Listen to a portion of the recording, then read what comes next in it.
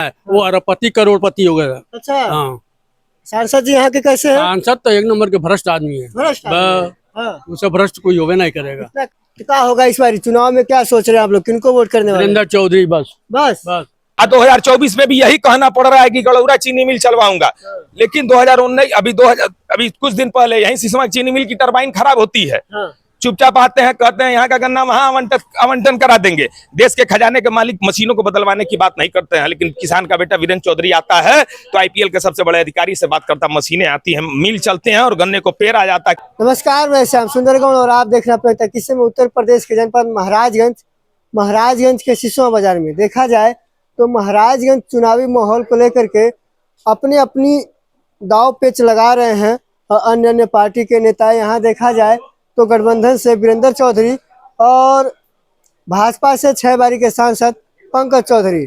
जिले में कितना क्या कुछ हो पाया, लोग क्या सोच रहे हैं, इस बारी किन मुद्दों पर वोट करने वाले हैं, तो हम जानने का प्रयास करेंगे कि इस बारी का माहौल क्या रहेगा और लोग क्या सोच रहे हैं और किन मुद्दों पर वोट होगा। बहुत बहुत स्वागत है आपका जी। इस बार हम लोग, क्या नाम होगा जी मेरा नाम रोशन मुद्देसिया है, मैं व्यापार मंडल का अध्यक्ष हूँ इस सिसवा नगर का। इस बार का जो मुद्दा है वो इस सिसवा नगर की, सिसवा क्षेत्र की जो उपेक्षा हुई है, जो सिसवा के अधिकारों को, उनकी सुविधाओं को जो उनसे दूर रखा गया है और सिसवा को विकास के मामले में जिस तरीके से पीछे किया गया है, उन मुद्दों पे इस बार मतदान होना है। सिसवा एक समृद्ध बाजार के रूप में जाना माना और पहचाना जाता था और सिसवा ब्रिटिश काल से ही एक समृद्ध बाजार रहा, लेकिन वह बाजार आज अपने अस्तित्व के लिए जूझ रहा है। सबसे महत्वपूर्ण विषय बताऊं कि सिसवा में आवागमन का एकमात्र साधन रेलवे हुआ करता है और उस रेलवे को उसकी दुर्दशा तक पहुंचाने का जो सीधा सा जिम्मेदार है और कारण है यहाँ के जनप्रतिनिधि हैं। क्योंकि रेलवे केंद्र सरकार के अधीन आता है और केंद्र सरकार तक के प्रतिनिधि के रूप में हम अपने सांसद को सदन में बैठाने का काम करते हैं। केंद्रीय वित्त राज्य मंत्री है। रेलवे की बात किया जाए तो घुघली से महाराजगंज फरेंदा तक रेलवे जोड़ने की बात करते हैं, वो स्वीकृत कराए। किन नजरियों से देखते हैं? देखिए, सबसे पहली बात कि घुगली से जो जोड़ा गया फरेंदा रेलवे लाइन को, वो सिसवा से भी जुड़ सकता था। एक इस सिसवा विधानसभा का वह रेलवे स्टेशन जहां से नेपाल तक के यात्री आते हैं और कम से कम 50-50, 60-60 किलोमीटर दूर तक के यात्री यहाँ आते हैं, यहाँ से ट्रेन पकड़ने के लिए। नेपाल और बिहार से भी। सबसे बड़ी जो समस्या है कि यहाँ बहुत सारे ट्रेनों का जो है ठहराव नहीं है और ट्रेनों का ठहराव जो माननीय सांसद जी कराते हैं, कुछ ही महीने बाद वो ठहराव खत्म कर दिया जाता है, तब सांसद जी कुछ नहीं बोलते, मौन रहते हैं। यहाँ रेलवे स्टेशन पे माल लोडिंग अनलोडिंग की सुविधा थी। यहाँ के गल्ले के व्यवसायी, कपड़े के व्यवसायी, सब्जी के व्यवसायी, जिस तरह के भी व्यवसायी थे, वो बिहार से आने वाले जो ग्राहक थे उन तक माल उनका जाता था और यह बाजार को उसका लाभ मिलता था। लेकिन आज व्यापारी जो ये ट्रेनों में माल लोडिंग अनलोडिंग की सुविधा बंद की गई, उसके कारण सिसवा के व्यापारियों को बहुत बड़ा नुकसान हुआ है। साथ ही ये सिसवा से जो पैसेंजर ट्रेनें जाती थी, पहले गोरखपुर जंक्शन रेलवे स्टेशन तक जाती थी, लेकिन इस बार अगर आप 20 रुपए में गोरखपुर जाने का सपना देख रहे हैं तो सपना बहुत दूर हो चुका है। क्योंकि वह ट्रेन अगर एक तो अनियमित चलती है, एक जोड़ी 2 जोड़ी ट्रेन जो चलती भी है वो लेट चलते हुए गोरखपुर छावनी जाकर रुक जाती है। अच्छा। अगर आपके परिवार का सिसवा के किसी नागरिक को दिल्ली से आना हो और ट्रेन से उतरता है तो उसको ट्रेन पकड़ने के लिए फिर टेम्पू लेकर गोरखपुर जंक्शन से गोरखपुर छावनी आना पड़ेगा। वंदे भारत आपका इसी रूट से निकला हुआ था, वंदे भारत भी चल रहा है। देखिए, देश में और क्षेत्र में खाई बनाई जा रही है, अमीर को अमीर बनाया जा रहा है और मध्यम वर्ग को गरीब बनाया जा रहा है। और ये क्यों, कैसे हो रहा है? वंदे भारत तो दिखाया जा रहा है, लेकिन पैसेंजर ट्रेनों की बात नहीं हो रही है। बाजारों की जो बदतर स्थिति है उसके बारे में बात नहीं हो रही है। सबसे बड़ा जो महत्वपूर्ण है कि जो भी क्षेत्र ऐसे हैं, सिसवा आज एक टापू बन के रह गया है। सिसवा बाजार में आवागमन के लिए जब यहाँ के व्यापारी, यहाँ के नेता, यहाँ के नागरिक ये कहते हैं कि यहाँ तहसील मुख्यालय की स्थापना होनी चाहिए, तो माननीय स्मृति ईरानी जी आती हैं और कहती हैं कि यह तहसील बनेगा, लेकिन आज 3 साल बाद इस पर सांसद जी बात करने के लिए नहीं खड़े हैं। और सांसद जी सिसवा से भले ही बहुत लाभ पाए हों वोटर के रूप में, लेकिन सिसवा को हमेशा उन्होंने पीछे करने का काम किया है। सिसवा के विकास के लिए ईंट रखवाने का काम इस सांसद जी ने नहीं किया है। और इस बार सिसवा क्षेत्र के नागरिक और व्यापारी अपनी उस उपेक्षा का बदला लेने के लिए तैयार हैं और सारे लोग आज पंकज चौधरी की जो है सत्ता है, जो अहंकार है, उसको तोड़कर वीरेंद्र चौधरी को दोबारा सांसद बनाने के लिए तैयार है। वीरेंद्र चौधरी को यहाँ मेडिकल कॉलेज बन रहा है और अस्पताल की बहुत सारी सुविधाएं दी जा रही हैं। मेडिकल कॉलेज बन रहा, आप कैसे कह सकते हैं? पीपीपी मॉडल पे, ठेके पे मेडिकल कॉलेज लेते हैं। मेडिकल कॉलेज, सरकारी मेडिकल कॉलेज का मतलब ये होता है कि वहां आपका बच्चा 25,000 रुपये फीस जमा करके डॉक्टर बन जाएगा। लेकिन यहाँ जो मेडिकल कॉलेज स्थापना किया गया है उसमें 4 लाख रुपए की फीस देकर आपका बेटा डॉक्टर बनेगा। तो वो कैसे सर मेडिकल कॉलेज आप उसको कह सकते हैं? वो प्राइवेट मेडिकल कॉलेज है, वो सरकारी मेडिकल कॉलेज नहीं। और उससे और 200 रुपए का जांच 2000 में जो सरकारी में 200 रुपए में होना चाहिए वो 2000 में वहां जांच हो रही है।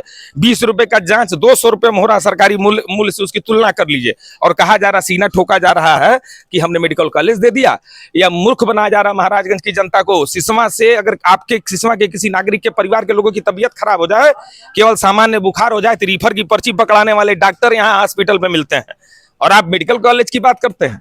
अच्छा, यहाँ से रिफर करके गोरखपुर भेज दिया जाता है? महाराजगंज भेजा जाता है। महाराजगंज में जो थोड़ी बहुत सुविधाएं बची हैं, जो अन्य पिछली सरकारों ने महिला अस्पताल दिया, जिला अस्पताल को विकसित किया, उसको आप अपनी उपलब्धि बताने का काम करते हैं। सिसवा में अगर सड़कों का जाल बिछाने की बात भारतीय जनता पार्टी के लोग करते हैं, तो सिसवा में CSTN मार्ग को छोड़ दिया जाए तो कोई ऐसा सड़क नहीं है जिस सड़क में गड्ढे न हो।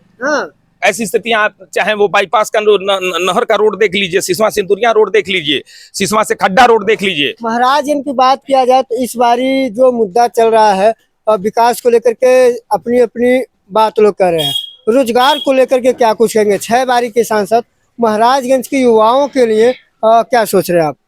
देखिए, 6 बार के सांसद और 1 बार के देश के खजाने के मंत्री रहे माननीय पंकज चौधरी जी ने यहाँ के युवाओं के रोजगार के लिए न उद्यम की स्थापना की, न किसी उद्योग की स्थापना की, न ही भर्ती बोर्ड की स्थापना की, न ही यहाँ की बाजारों को विकसित करने के लिए कोई योजना बनाने का काम किया या उसको धरातल पे उतारने का काम किया।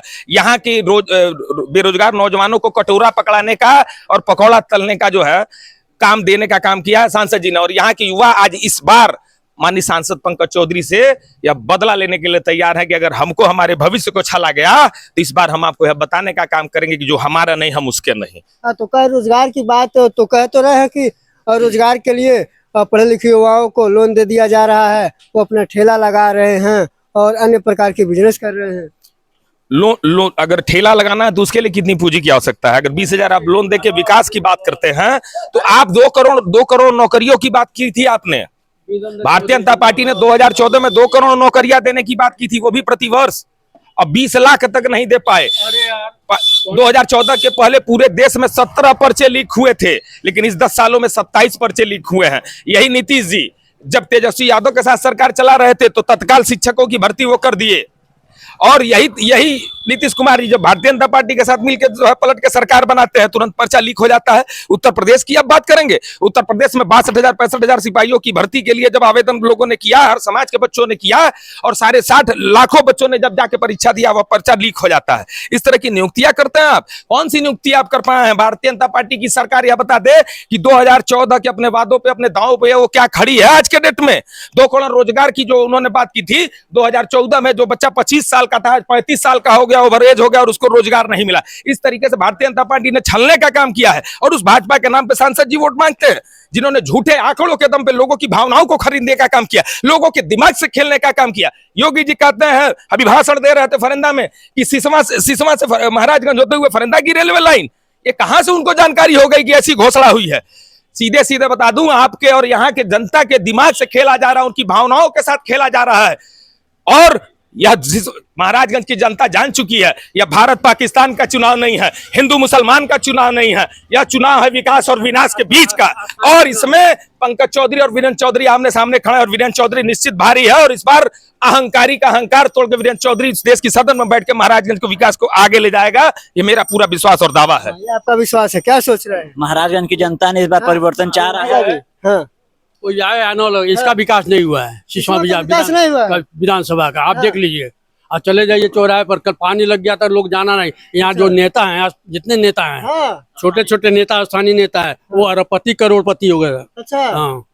सांसद जी यहाँ के कैसे हैं? सांसद तो 1 नंबर के भ्रष्ट आदमी है। भ्रष्ट आदमी है। उसे भ्रष्ट कोई होवे नहीं करेगा। इतना काम कर दिए हैं, रेलवे आ गए। कहाँ जा इनका बाप, रेलवे उनका बाप दिला का गुगली तब हो जा रहा है। यहाँ कौन जरूरत भाई लेके? अच्छा, कितना पुराना यहाँ रेलवे स्टेशन है नगर पालिका? अरे हम तो भाई टाउन एरिया तो 135-40 साल हो गया, 152 साल हो गया, अंग्रेजों के जमाने का ये। हाँ, कि आप काफी नहीं जानते हैं। अरे बहुत विकास हुआ यहाँ तो। हवाई जहाज वहाँ जाएंगे तो हवाई पट्टी है, कल आते होते इस पर देख ले, स्टीमर चल रहा था। अच्छा, तो क्या होगा इस बार चुनाव में, क्या सोच रहे हैं आप लोग, किनको वोट करने वाले हैं? वीरेंद्र चौधरी बस। बस बस क्या सोच रहे हैं? मुझसे बात करेंगे। नहीं, आप बताइए ना, हमारा जो है वो है, क्या है, हाँ, क्या है?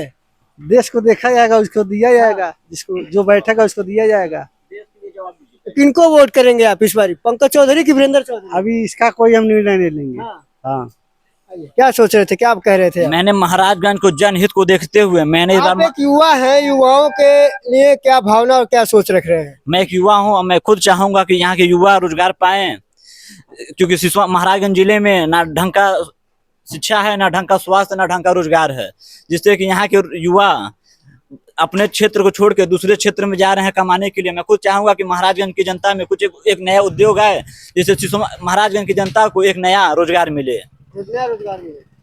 आइए, तो हम आप लोगों को दिखाने का क्या सोच रहे हैं इस बार, जब पंकज चौधरी 6 बारी में नहीं कुछ कर पाए और वीरेंद्र चौधरी को क्या जीतने के बाद क्या कुछ कर पाएंगे? देखिए, जब एक बाप अपने बेटे को पूंजी देता है व्यापार के लिए ना, 2 पूंजी जब बेटा तोड़ देता है तो तीसरी पूंजी बाप नहीं देता, और यह जनता है। 2 बार 4 बार तो बिना सरकार की पूंजी दिया, 2 बार सरकार में दिया, कोई बहाना नहीं था, डबल इंजन की सरकार थी। और जब यह भी पूंजी टूट गई तो इस जनता ने कहा कि अब कोई पूंजी पंकज चौधरी जी को नहीं देना है, कि बार बार हमारी पूंजी तोड़ने का काम करते हैं, हमारा सपना, हमारा विश्वास, हमारा भविष्य अंधकारमय करने का काम करते हैं, और हमारी उम्मीदों, आशाओं और आकांक्षाओं को तोड़ने का काम करते हैं, कभी उस पर खरा नहीं उतरने का काम करते हैं। आज पंकज चौधरी 6 बार के सांसद हैं, लेकिन वो कहीं भी अपने नाम और काम पे वोट मांगने का काम नहीं कर रहे हैं, क्योंकि उनके पास कोई एक उदाहरण नहीं है। भारतीय जनता पार्टी का काम बताते हैं, अपना काम बताने की क्षमता नहीं है। 1989 से जिला पंचायत को अपने जेब में रखे हुए पंकज चौधरी जिला पंचायत को लूटने का काम जो है ये और इनके लोग करते हैं। आज आप खुद बता दीजिए, जिला पंचायत आपके जेब पे 1989 से है, 1991 से आप यहाँ के सांसद हैं, और अपने नाम और काम पे मांगने की आपकी वोट, आपकी क्षमता नहीं है। इससे बड़ा सवाल क्या होगा? इससे बड़ा कोई सवाल नहीं है। पंकज चौधरी जी क्यों मोदी जी के नाम पे मांग रहे हैं, क्यों योगी जी के नाम पे मांग रहे हैं?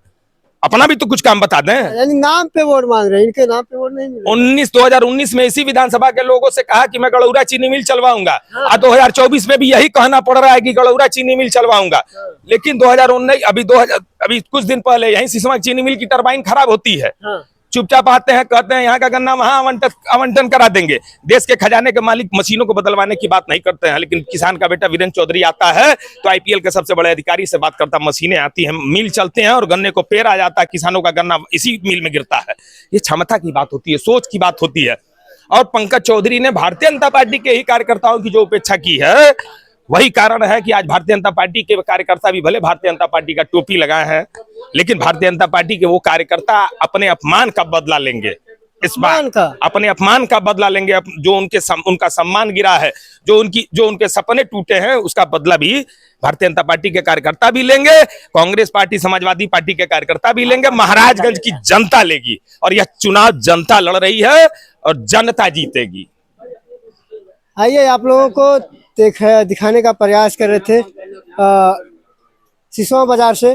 क्या सोचते हैं आप जरूर बताइएगा। मिलेंगे नेक्स्ट वीडियो में, तब तक के लिए जय हिंद।